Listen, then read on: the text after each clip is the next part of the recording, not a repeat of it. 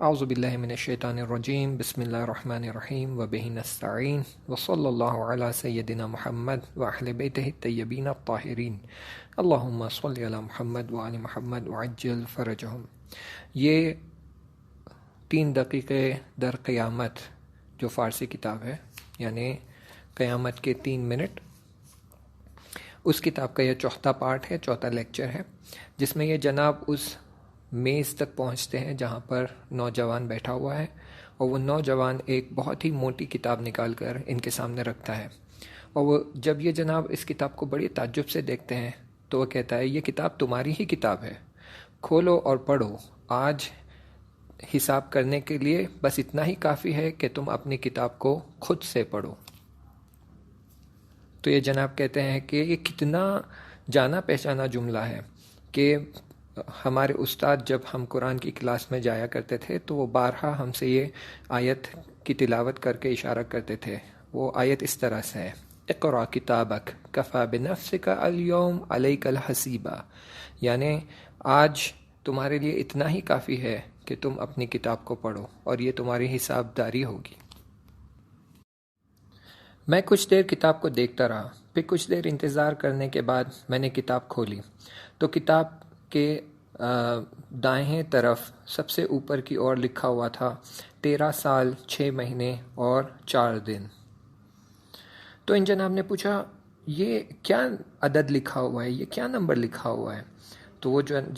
شخص جو جوان میز کے پیچھے بیٹھا ہوا تھا، اس نے کہا کہ یہ وہ تاریخ ہے جب تم اپنے بلوغ پر پہنچے تھے، یعنی تمہیں بلوغ حاصل ہو چکا تھا۔ لیکن یہ جناب کہتے ہیں کہ میرے ذہن میں بہت کلیئرلی یہ تھا کہ یہ جو تاریخ لکھی ہوئی ہے یہ 15 سال سے کم ہے، یعنی میں جب میرے حساب سے بلوغ پر پہنچا تھا یہ تاریخ اس سے کم تھی۔ اور وہ میرے دماغ کو پڑھنے لگا، اور اس نوجوان نے مجھ سے کہا کہ بلوغ کی نشانیاں فقط وہ نہیں جو تمہارے ذہن میں ہے، بلکہ بلوغ کی نشانیاں دوسری بھی ہے، اور یہ وہی دقیق تاریخ ہے جب تم بالغ ہو گئے تھے۔ میں ان کی بات سن کر چپ ہو گیا، اور اس پیج کے پہلے سیدھے ہاتھ کی طرف ایک صفحے پہ بہت سارے نیک اور خوب اعمال لکھے ہوئے تھے، جس میں والدین کا احترام کرنا، زیارت پر جانا، نماز پڑھنا، اول وقت نماز پڑھنا، مراسم میں شرکت کرنا، مجلس میں جانا، قرآن پڑھنا اور کئی ایسی چیزیں۔ تو میں نے اس پیج کی طرف اشارہ کرتے ہوئے ان شخص سے پوچھا، اس جوان سے پوچھا کہ یہ کیا ہے؟ تو اس نے کہا، یہ سارے وہ نیک اور خوب اعمال ہے جو تم نے بلوغ سے پہلے انجام دیے تھے، اور یہ سارے اعمال یہاں پر ثبت کیے گئے اور محفوظ ہیں۔ اور اس سے پہلے کہ وہ کتاب کھول کر ایسے اعمال جو بلوغ کے بعد میں نے انجام دیے ہیں اس کی حساب داری شروع کرے، اس نے کتاب کو اوپر سے نیچے تک دیکھا، اور اس جوان نے کہا کہ تمہاری نمازیں اچھی تھی اور ساری خوب تھی اور ان کو قبول کیا جاتا ہے، اسی لیے ہم باقی کے اعمال کی بررسی کریں گے۔ جب اس نوجوان نے یہ کہا تو فوراً وہ حدیث میرے ذہن میں آ گئی کہ جہاں پر رسول خدا صلی اللہ علیہ وآلہ وسلم نے فرمایا تھا کہ پہلی چیز جو خدا نے میری امت پر واجب کی ہے وہ نماز 5 گانے ہیں، اور پہلی چیز جو خدا کی طرف ہمارے اعمال میں سے جاتی ہے وہ نماز 5 گانے ہیں، اور وہ پہلی چیز جس کے بارے میں میری امت سے حساب داری کی جائے گی اور حساب رسی کی جائے گی وہ نماز 5 گانے ہیں۔ بس خدا کا شکر کہ میری نمازیں خوب تھی، اور ہم پھر ہمارے آگے کے اعمال کی بررسی کرنا شروع کرتے ہیں۔ ویسے میں یہ بتاتا چلوں کہ بالغ ہونے سے پہلے میں نماز پڑھنا شروع کر چکا تھا، اور میرے ماں باپ نے میری بہت ہمت افزائی کی اور بہت سپورٹ کیا، اسی وجہ سے ہمیشہ میں مسجد میں حاضر رہتا تھا، اور میری تقریباً تمام نمازیں مسجد میں ہوتی تھی۔ بہت کم ایسا ہوا ہے کہ کبھی میری صبح کی نماز قضا ہوئی ہوگی، اور خدا نخواستہ اتفاقاً اگر کبھی میری کوئی صبح کی نماز قضا ہو جاتی تو میں تا شام، تا مغرب، تا عشاء، تا شب میں بہت ہی ناراحت اور افسردہ اور بہت ہی افسوسناک حالت میں ہوتا، اور اسی وجہ سے کہ میرے ماں باپ نے مجھے اتنی اچھی تربیت دی، میں نماز کو بہت زیادہ اہمیت دیتا تھا، اور اس اہمیت کو میں بچپن سے ہی میرے ماں باپ سے سیکھا تھا، اور خدا کا شکر یہ اہمیت ہمیشہ میرے دل میں باقی تھی، اور اسی وجہ سے میری نماز مورد قبول ہوئی۔ جب وہ ملک جو میز کے پیچھے بیٹھا ہوا تھا اس نے نماز کو اتنی اہمیت دی تو مجھے ہمارے معصومین کی حدیث یاد آ گئی کہ پہلی چیز جس کے بارے میں حساب کیا جائے گا وہ نماز ہوگی، اور اگر نماز قبول ہوئی تو پھر باقی کے اعمال کا حساب کتاب ہوگا، اور اگر نماز قبول نہ ہوئی تو پھر باقی کے اعمال بھی۔ یہ جان کر بہت خوشی ہوئی کہ میری نماز مورد قبول تھی۔ اور پھر پہلا صفحہ جب پلٹایا گیا، یعنی وہ پہلا دن میرے بلوغ کا، تو میں نے دیکھا کہ وہاں پر تمام میرے اعمال اس دن کے لکھے ہوئے تھے، پوری جزیات کے ساتھ، یعنی پوری ڈیٹیل کے ساتھ ہر عمل کو ضبط کیا گیا تھا، اور ہر چھوٹے سے چھوٹے کام کو بہت دقیق اور بہت پریسائسلی لکھا گیا تھا،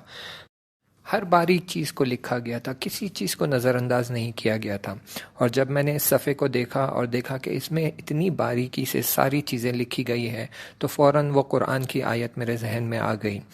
فَمَن يَعْمَلْ مِثْقَالَ ذَرَّةٍ خَيْرًا يَرَهُ۔ یعنی کیا؟ یعنی ہر چیز اور ہر عمل جو میں نے انجام دیا تھا وہ سارا سب کچھ لکھا گیا تھا، حتیٰ جو میں نے مذاق کیا تھا اور جن چیزوں کو میں نے مذاق میں لیا تھا وہ ساری چیزیں بھی پوری باریکی کے ساتھ، پوری دقت کے ساتھ لکھی گئی تھی۔ اور اس پیج پہ ہر چیز کے کنارے ایک چھوٹی سی تصویر تھی، اس تصویر میں یہ ساری چیزیں، سارا اعمال ضبط کیا ہوا تھا، بالکل ایک ویڈیو کی طرح جو آج کل کے موبائل میں پائی جاتی ہے۔ ایک چھوٹی سی تصویر، اگر اسے آپ غور سے دیکھیں گے تو سارا تمام اعمال آپ نے جو انجام دیا ہے وہ بالکل 3D فارمیٹ میں آپ کو نظر آ جائے گا، اور پوری باریکی اور جزیات کے ساتھ، اور اس قدر دقیق تھا کہ اس اعمال میں سے آپ کسی بھی چیز کا انکار نہیں کر سکتے۔ یعنی اس صفحے میں ہر چیز نہ صرف لکھی ہوئی تھی بلکہ اس چیز کا ویڈیو بھی ضبط کیا ہوا تھا، اور جب آپ وہ ویڈیو دیکھتے ہیں تو آپ کو نہ صرف لوگوں کے کیے ہوئے اعمال بلکہ ان کی فکریں اور نیتیں بھی واضح اور مشخص طور سے بہت کلیئرلی نظر آ جاتی ہے۔ یعنی یہ کہ آپ یہ بھی نہیں کہہ سکتے کہ میں نے یہ کام کیا تھا لیکن میری نیت یہ تھی یا میرے ذہن میں یہ فکر چل رہی تھی۔ یعنی اتنی جزیات اور باریکی کے ساتھ سب کچھ لکھا گیا تھا کہ آپ کسی بات کا بھی انکار نہیں کر سکتے، نہ صرف اعمال کا انکار نہیں کر سکتے بلکہ آپ اپنی فکروں کا اور نیتوں کا بھی انکار نہیں کر سکتے۔ لیکن میں خوشحال تھا کیونکہ بچپن سے ہی والد صاحب کے ساتھ مقرر اور مستمر طور پر مسجد جایا کرتا تھا، یعنی بالکل ہر روز مسجد جاتا تھا اور وہاں پر لوگوں کی مدد کرتا تھا، اور وہاں پر جو مراسم برگزار ہوتے تھے اس میں شرکت کرتا تھا۔ تو وہ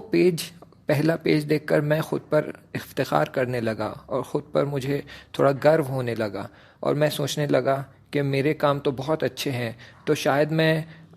بہت بہترین جگہ پر ہوں گا، اور میرے ذہن میں یہ خیال آنے لگا کہ میں ابھی سے بہترین جنت کے درجات کو حاصل کر لوں گا۔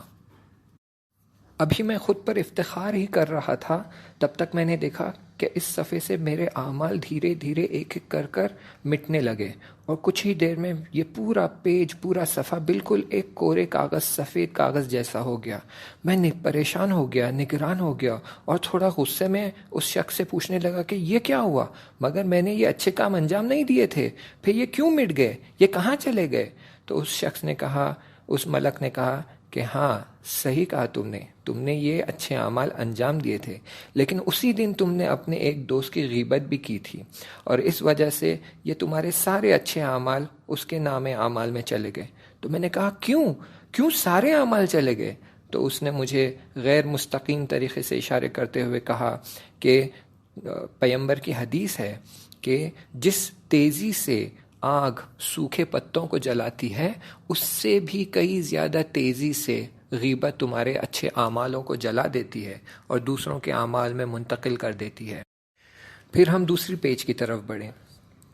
اس پیج پر بھی بہت سارے نیک اعمال لکھے ہوئے تھے، سارا پیج نیک اعمال سے بھرا ہوا تھا، جس میں نماز تھی، اول وقت کی نماز تھی، ماں باپ کی خدمت تھی، ماں باپ کی رضایت تھی، مراسم تھے، ہیئت میں جانا تھا، اور دفاع مقدس کی تیاری تھی۔ وہ زمان دفاع مقدس تھا، یعنی جنگ چل رہی تھی، اور اس دوران تمام بچے اچھے کاموں میں لگے ہوئے تھے، اور میں نے بھی بہت سارے اچھے کام کیے تھے، اور سارے کاموں کی لسٹ دیکھ کر مجھے وہ سارے کام یاد آنے لگے جو میں نے انجام دیے تھے، اور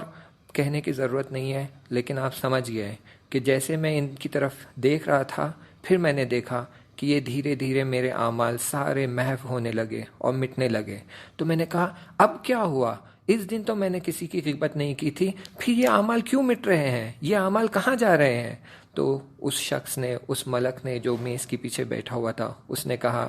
کہ اس دن تم نے اپنے ایک مذہبی دوست کا مسخرہ اڑایا اور اس کی ہنسی اڑائی، اور اس وجہ سے کیونکہ یہ تم نے بہت ہی زشت اور پلید اعمال انجام دیا ہے، تمہارے اعمال نابود ہو گئے۔ اور بنا کچھ کہے فوراً میرے ذہن میں سورہ یاسین کی وہ آیت کو حاضر کیا گیا جس میں یہ مطلب تھا کہ قیامت کا دن وہ لوگ جو دوسروں کا مسخرہ اڑاتے ہیں ان کے لیے بہت بڑا حسرت کا دن ہوگا۔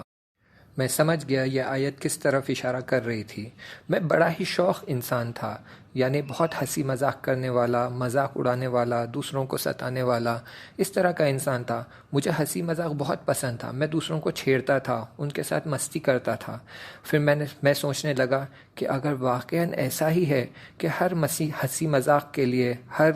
وہ لحظہ جب میں نے کسی اور کو ستایا ہے اس کی وجہ سے اگر میرے اعمال سارے کے سارے نابود ہونے والے ہیں تو میری تو بہت ہی بری حالت ہونے والی ہے۔ انشاءاللہ باقی کا مطلب نیکسٹ لیکچر میں آپ کے ساتھ شیئر کروں گا۔ سنتے رہیے اور جتنا ممکن ہے اس سے سبق لیجئے، اور دیکھیے اس شخص کی بہت چھوٹی چھوٹی غلطیوں کی وجہ سے اس کے کتنے بڑے بڑے اعمال اس کے ہاتھ سے چلے گئے۔ انشاءاللہ 5ویں جلسے میں آگے کی داستان آپ کو بتاتا ہوں۔ تب تک کے لیے التماس دعا، خدا حافظ۔